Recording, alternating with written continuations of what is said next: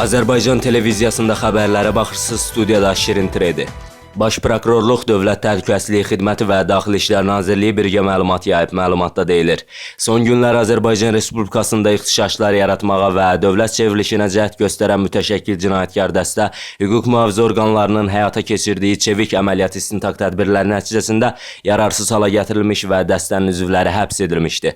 Belə ki, özünü Həkim Baba kimi qələmə verən Azərbaycan Respublikası vətəndaşı olan Əliyev Baba Həkimoğlu partlayıcı maddələr düzəldərkən yaxalanıb. Onun evinə keçirilən baxış zamanı 120 kilo partlayıcı maddə olan plastit, 62 litr kerasin, 450 qram uranium, 1 ədəd 500 milliqramlıq şampun, yarım kilo kərə yağı, 5 qutu kibrit və ağzı açılmış və xarab olmuş pivə, eyni zamanda partlayıcı qurğular hazırlamaq üçün prekursorlar aşkarlanaraq götürülüb. Keçirilən əməliyyat istintaq tədbirləri zamanı həmin cinayətkar dəstənin üzvləri olan, özlərini Ağa Dərviş və Mətanət bacı kimi təqdim edən Ağayev Dərviş Ustaoğlu və Bacıyeva Mətanət Roza qızı həbs edilib. Məlum olub ki, adları çəkilən şəxslər qanunsuz olaraq satış məqsədi ilə narkotik maddələrin əldə edilməsi, istehsalı, satılması ilə məşğul olublar.